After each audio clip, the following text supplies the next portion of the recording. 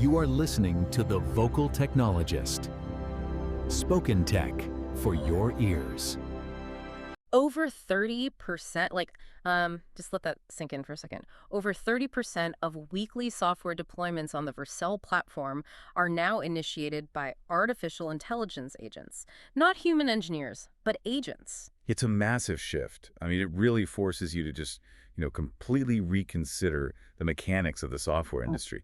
We are talking about automated systems actively deciding when code is ready for public consumption. Right, and that completely rewrites the rules of engagement, because usually when we talk about AI, we picture a chat interface. You type a prompt, it spits out a Python script, and then you, the human, take that script, review it, and deploy it. But we are moving way, way past that era. Oh, absolutely. So we're going to unpack how AI is genuinely becoming an autonomous operating system. We will look under the hood at the, quite frankly, astronomical financial costs required to run it, and we will pull apart whether we can actually trust these systems with the keys to the kingdom. Because let me tell you, your next coworker might not need a coffee break, but they come with a whole new set of management headaches for you. Look, we're seeing a fundamental transition here. The model is no longer just a tool we wield. It is an autonomous actor with actual execution privileges. But giving an agent execution privileges changes the entire infrastructure, right? Like, if 30% of Vercel deployments are agent-initiated, that means the AI is not just writing code. It is interacting with the continuous integration pipelines. It is authenticating, and it is actively pushing those snippets live to the public. And that requires a completely different architectural foundation. Vercel themselves have noted that agent-initiated deployments are reshaping how software gets built. I mean, if you have a human engineer, your infrastructure is designed around human workflows. Right, like pull requests, manual code reviews. Explicit approval gates, exactly. Mm. But when an agent operates autonomously, we have to design infrastructure specifically for machine-to-machine interaction. The agent has the authority to declare it has built the feature, run the test suite, validated the environment, and is now pushing to production. Which means we're essentially just handing over the production keys to the machines now. Right. Which, yeah, is exactly as terrifying as it sounds. And this authority shift is happening everywhere. Look at Google. They are developing a coding agent called Jules V2, and they are completely changing the instruction format. Yeah, the shift from tasks to metrics. Right. They are moving away from task-based commands and shifting the focus entirely to managing high-level key performance indicators. And that is the defining feature of Jules V2. It changes the entire feedback loop of the software. So if they are moving from task-based commands to KPIs, that means the system has to have its own internal evaluation mechanism. Like it has to know if it is actually hitting the metric rather than just blindly following steps. That is the exact mechanism at play. Under the old model, a task-based command involved micromanaging the AI. You tell it to write a specific function to sort a database by date. But a metric-driven approach means you tell Jules V2 to reduce database query latency by 15%. Yeah, so the agent then has to autonomously investigate the architecture, write the code, profile the latency, test different sorting algorithms, measure the results against the original baseline, and deploy the winner that actually hits the target. It is like upgrading from a microwave where you punch in the exact seconds and power level to having a private chef where you just say, hey, make me a healthy meal, and they handle the rest. But the crucial part is the chef actually tastes the food while cooking to adjust the seasoning. The AI is adjusting its own code based on the performance telemetry it receives back from the server. Spot on. The continuous feedback loop is what makes it autonomous. And we see the same architectural philosophy driving Meta right now with their introduction of MuseSpark. It is a multimodal reasoning model, but the core infrastructure relies heavily on multi-agent orchestration. They're positioning it as a foundational step toward personal superintelligence. Multi-agent orchestration feels like a microservices architecture, but for reasoning. Instead of one massive brain trying to do everything, you break the cognitive load into smaller, specialized pieces. That is the mechanical reality of it, yeah. To achieve these massive high-level goals, you cannot rely on a single monolithic model to execute perfectly across every domain.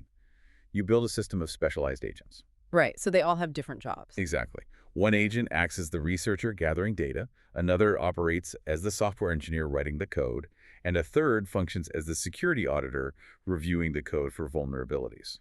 This requires treating agentic software as a complete operating system layer, where you have to build consensus mechanisms between the agents. So if the coding agent wants to deploy, but the security agent flags a vulnerability, the system needs a protocol for how they resolve that conflict autonomously. Exactly. But here's the catch. You cannot orchestrate a multi-agent system if those agents do not actually understand the real-world environment they are deploying to. They cannot just exist in a vacuum. And that is why the SkyPilot research is so critical. Oh, the literature review findings. Yes. Hold on, they are doing literature reviews now before they code, because SkyPilot found that coding agents generate significantly better optimizations when they read academic research papers and study competing open source projects before they start typing. It is incredible. We have spent years trying to cram more data into pre-training, but this implies just pulling open source repositories into the active context window at runtime is generating better code. It reveals a major limitation in how we previously treated these models. When an agent relies solely on its pre-trained weights to write complex code, it often generates very shallow, statistically probable hypotheses. Because it is just guessing the next word. Right. It goes with the most mathematically likely next token based on training data that might be 2 years old. But by adding a distinct research phase, the agent pulls the absolute most cutting-edge architectural patterns directly into its active context window. So instead of relying on its static memory, it is essentially doing a live literature review to ground its reasoning in the current reality. Which is heaps relatable, honestly. I mean, just like human engineers, the AI writes terrible code if it does not read the documentation first. Too right, it separates knowledge retrieval from logic execution. Okay, so we are giving the system the ability to read and research. How are we giving it the ability to actually touch the infrastructure? Because Anthropic just introduced their managed agents architecture, and they are explicitly decoupling the model from the execution environment. Decoupling those layers is absolutely critical for scalability. In these systems, the model itself contains the reasoning and logic. But the harness is the surrounding execution environment. Right, the harness. Yeah, the harness contains the sandboxes, the terminal access, and the tool integrations that allow the model to actually take action. Anthropic built managed agents to separate the logic from the execution so the system can accommodate future third-party tools without needing to fundamentally alter or retrain the underlying model. So the harness is essentially a secure container for the agent. If the industry is moving toward these modular tools, how do the agents actually interface with them? Because there is a massive architectural debate right now between using skills versus using the model context protocol. If the industry wants skills but MCP is winning out, is that because skills are just too brittle? Like if a third-party API changes, a skill breaks, but the protocol can adapt dynamically. You have hit on the exact vulnerability of skills. Look, skills are essentially pre-programmed formats. You teach the agent the concept of how a specific software tool works, and it generates a text payload, hoping it matches the expected format. Hoping being the operative word there. Exactly. But the Model Context Protocol gives agents direct, bidirectional access to live services. Wait, what does that bidirectional connection actually look like under the hood? Instead of the AI formatting a payload and blindly throwing it at an endpoint, the protocol establishes a continuous stream. The agent can query the live schema of the application in real time. Yeah, it can read the current state, understand exactly what parameters are required right now, and execute the action with deterministic certainty. It is the difference between reading a static manual on how to fly a plane and actually sitting in the cockpit receiving live telemetry from the instruments. So we are giving them these highly secure execution environments. We are giving them deterministic access to live services, and we are giving them research capabilities. And apparently, platforms like Perplexity are using this exact architecture to link agents directly to our bank accounts. Which is a huge leap. Huge! Perplexity launched a comprehensive personal finance dashboard powered by Plaid. You can link your checking accounts, credit cards, and loans so the AI can analyze your spending. But, I mean, can we actually trust their reasoning with our complex financial data? The empirical data strongly suggests we should be extremely cautious. Because while they excel at writing sequential code, they fail spectacularly at interpreting complex, multidimensional financial realities. Right. There was a major test done on top-tier models reading actual investor pitch decks, and the results were dismal. Like, when models like GPT 5.4 and Claude Opus 4.6 were asked to process dense charts and images from those decks, their accuracy dropped massively. They only achieve 56 to 64% accuracy. It is a totally different skill set. But why does their reasoning collapse so completely on visual financial data when they can write flawless Python scripts? Because reading a chart requires completely different cognitive architecture. With plain text, the data is sequential. The model predicts the next token in a linear flow. But visual data extraction from a dense financial chart required spatial reasoning. Right, seeing how things relate on the page. Exactly. The model has to map visual trends to mathematical realities. Current vision models parse information by tokenizing pixels, so when they look at a complex chart, they often hallucinate spatial relationships between data points that simply do not exist. They cannot inherently grasp the geometry of the data. And it is not just spatial reasoning where they fall over. There was this Kelly Bench sports betting simulation that tested sequential decision-making over time. They ran the models through a simulation of a full English Premier League season. And the most advanced models completely failed to achieve positive returns. The mechanics of why they failed there are fascinating. The English Premier League represents an environment of extreme long-term uncertainty. It is a continuous mark-off decision process where the variables are constantly shifting due to injuries, weather changes, or team morale. It is like having mates who have memorized a massive encyclopedia on advanced poker strategy, but they sit down at the table and completely ignore the fact that the dealer is visibly dealing from the bottom of the deck. They know the math and the static probabilities, but they cannot adapt to live unfolding environmental variables. That is a brilliant analogy. And that failure reveals a fundamental flaw in their architecture, which is context degradation. The models can map out a brilliant short-term decision tree based on static probabilities. But over a whole season. Exactly. As the simulation runs week after week, they cannot hold the shifting variables in their active memory long enough to adjust the long horizon strategy. The continuous uncertainty breaks their probability models. So if you give them a financial task that takes a quarter to unfold, their strategic reasoning just degrades. Which is why the idea that these autonomous agents are going to completely replace human financial analysts in the near future is entirely premature. They lack the long horizon continual learning required to manage compounding uncertainty. But the tech companies are not just accepting this limitation.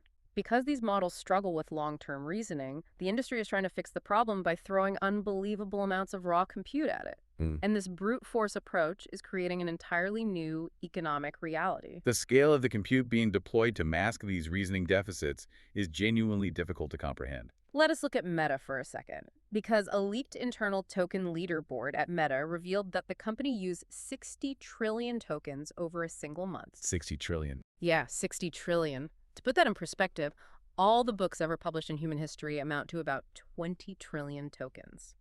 Think about the software suite your company relies on right now.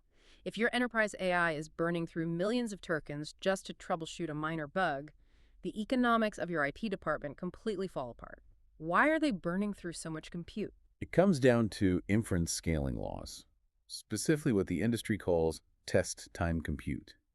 Because the models struggle to reason linearly to a correct answer, companies use automated verification loops. So they just try everything. Basically, the agent generates thousands of possible paths or solutions to a single problem, tests every single one of them against an evaluation metric, and discards the failures to find the one that works. It is computationally exhaustive brute force. So more tokens does not mean the model is inherently smarter. It just means it is guessing faster and failing more often until it hits the right answer. Exactly. You can burn 1 trillion tokens generating inefficient code just to find one workable function. But because the current paradigm heavily relies on these scaling laws to achieve better results, the companies feel forced to spend the money on massive infrastructure. And the financial pressure cascading down from this brute force approach is staggering. OpenAI just closed a $122 billion investment round. That puts their valuation at $852 billion. And immediately after, they introduced a $100 a month pro tier for ChatGPT just to help cover these astronomical computing costs. And if you look deeper into the supply chain, you see the physical manifestation of those costs. Look at CoreWeave, which provides the cloud infrastructure for many of these AI companies. They have built up an $87.8 billion revenue backlog. An $87.8 billion backlog is not just a tech company metric. That is the gross domestic product of a small country. How does a cloud provider even operate with that kind of backlog? It requires extreme financial engineering. CoreWeave does not just sit on that backlog. They use it to secure heavy debt financing from major banks. They take those signed contracts and use them as collateral to borrow the billions of dollars required in capital expenditures. Wow. Yeah, they need that cash up front to buy the NVIDIA GPUs, to physically build out the data centers, and to secure the massive energy contracts required to cool the servers. The entire ecosystem operates on a highly leveraged feedback loop just to keep the AI servers running. So we have autonomous agents deploying code to production pipelines. We have them burning through trillions of tokens using brute force reasoning. And we have hundreds of billions of dollars in highly leveraged infrastructure keeping them alive. When you combine all of those elements, the security implications become the ultimate final boss. Security is the natural bottleneck of autonomy. The more execution power you give an agent, the more catastrophic a breach becomes when it inevitably happens. Which brings us to the Merker data breach. Merker is an AI-powered talent marketplace, and they had a breach that may have exposed proprietary AI training data. They are claiming it was a supply chain attack on an open-source package they used, essentially blaming a third-party vulnerability. The security community is heavily debating that claim, though. Many analysts suggest it was a much deeper infrastructure vulnerability on their end. Exposing proprietary training data is a disaster scenario because those weights contain the core intellectual property of the model. If a bad actor acquires the weights, they acquire the reasoning engine itself. But then you look at the defensive side of the equation, and you have Anthropic launching Project Glasswing. They ran a preview of their Claude Mythos model, and it autonomously identified thousands of zero-day vulnerabilities across major operating systems and web browsers. It is autonomously red-teaming the infrastructure. And that capability is why they are now partnering with major tech companies to deploy these agents to detect and patch vulnerabilities at scale. The paradox here is incredible. The exact same technology that requires so much infrastructure that it creates massive new attack surfaces is simultaneously functioning as our most powerful defense mechanism against those very attacks. The AI is literally the lock and the key. It's a self-reinforcing cycle, but it also dictates a massive shift in how enterprise security teams need to operate. As these models transition into being the actual operating systems for companies, securing the model weights is no longer enough. Right, because if the weights are just the reasoning engine, what is the new primary target for attackers? The agent harness. The execution environment we discussed earlier. Historically, security meant ensuring no one stole your training data or injected your chatbot to say something inappropriate. Yeah, getting it to swear or something? Right. But now, if your agent has the authority to deploy code to Vercel or access your Perplexity Plaid financial dashboard, the harness holds the authentication credentials. If a bad actor compromises the harness, they do not need to steal your model or your weights. They just hijack your own AI and use its permissions to dismantle your company from the inside. Because the agent has the exact same production permissions as a senior software engineer. If you hijack the harness, you inherit those privileges. Precisely. This means enterprise security has to focus on isolating every tool in a secure sandbox. You have to ensure credentials never reach the model itself in plain text. You have to build mandatory verification loops where the agent has to mathematically prove its intent before executing any high-risk infrastructure action. The environment surrounding the AI is now the most vulnerable part of the modern technology stack. That puts the entire shift into perspective. We are upgrading from a static tool to a dynamic operator, but that operator needs incredibly strict guardrails if it is going to have its hands on the levers of our businesses. So, to wrap this all up, I want to leave you with a final, slightly terrifying thought to chew on. If AI is reading the research papers, autonomously writing the code, profiling the performance metrics, deploying the software to production, and securing the server infrastructure, Doing everything. What happens when it analyzes your company and decides your entire business model is the bug that needs fixing? Thanks for pulling this all apart with Vocal Technologist. Spoken Tech for your ears.